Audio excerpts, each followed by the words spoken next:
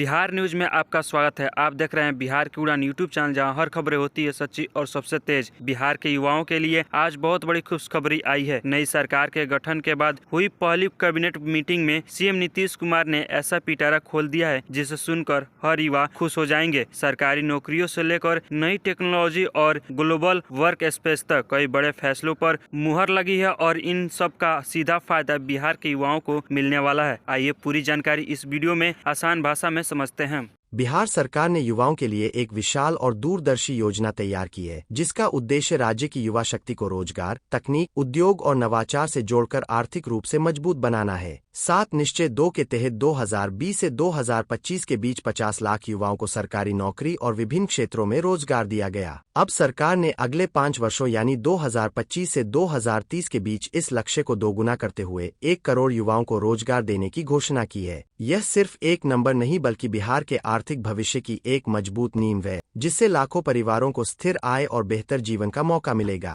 नई सरकार के गठन के बाद उद्योगों को बढ़ावा देने की प्रक्रिया बेहद तेज कर दी गई है। मुख्यमंत्री ने साफ किया है कि बिहार को टेक्नोलॉजी और सेवा आधारित नवाचारों का एक मजबूत केंद्र बनाया जाएगा। आने वाला समय तकनीक का है, इसलिए बिहार भी उसी दिशा में कदम बढ़ाते हुए न्यू एज इकोनॉमी के निर्माण पर फोकस कर रहा है। इसके लिए देश विदेश में प्रभाव डालने वाले बिहार से जुड़े प्रमुख उद्यमियों, उद्योगपतियों और विशेषज्ञों से सुझाव लिए जाएंगे ताकि प्रैक्टिकल और आधुनिक नीतियां बनाई जा सकें। बिहार को पूर्वी भारत का नया टेक हब बनाने की तैयारी भी तेजी से चल रही है। राज्य में युवा मानव संसाधन की भारी उपलब्धता को देखते हुए सरकार बड़े स्तर पर तकनीकी अवसंरचना तैयार कर रही है। आने वाले वर्षों में defence corridor, semiconductor manufacturing park, global capability centres, fintech city, mega tech city जैसी आधुनिक परियोजनाएं लागू होंगी। इन योजनाओं से न केवल उद्योगों को नई दिशा मिलेगी बल्कि लाखों युवाओं के लिए उच्च स्तरीय, स्थायी और सम्मानजनक रोजगार भी तैयार होंगे। यह बदलाव बिहार को सिर्फ एक राज्य नहीं बल्कि टेक्नोलॉजी और नवाचार का एक मजबूत केंद्र बना देगा।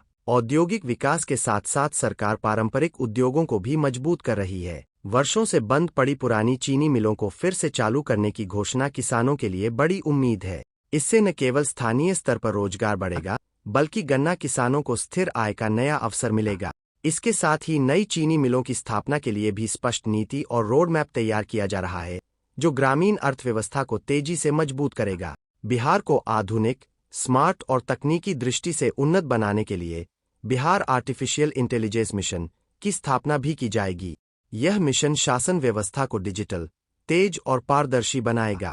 साथ ही उद्योगों में अत्याधुनिक तकनीकों के उपयोग को प्रोत्साहित किया जाएगा। इसका लाभ सीधे तौर पर युवाओं, उद्यमियों, छात्रों और टेक सेक्टर से जुड़े लोगों को मिलेगा। कैबिनेट बैठक में एक और बड़ा फैसला यह लिया गया है कि बिहार को ग्लोबल बैकएंड हब और ग्लोबल वर्कप्लेस बनाया जाएगा। इसके लिए प्रतिष्ठित अर्थशास्त्रियों, विशेषज्ञों और संबंधित विभागों के साथ मिलकर एक विशेष कार्य योजना तैयार की जाएगी। बिहार की आबादी में युवाओं की संख्या सबसे अधिक है। अगर इस युवा शक्ति को सही दिशा, कौशल और अवसर मिले तो बिहार देश का सबसे तेजी से विकसित होता राज्य बन सकता है। सरकार इसी दिशा में व्यापक स्तर पर काम कर रही है ताकि बिहार की युवा ऊर्जा को दुनिया के रोजगार बाजार से जोड़कर राज्य को ग्लोबल स्तर पर स्थापित किया जा सके। इन सभी योजनाओं का लक्ष्य केवल नौकरियां देना नहीं है, बल्कि बिहार के आर्थिक तंत्र को इतना मजबूत बनाना है कि आने वाले वर्षों में राज्य खुद अवसर पैदा करे, खुद निवेश आकर्षित करे और खुद को नई अर्थव्यवस्था का नेतृत्वकर्ता साबित करे। सरकार की यह दिशा दिखाती है कि आने वाले वर्षों में बिहार एक नए रूप में उभरेगा,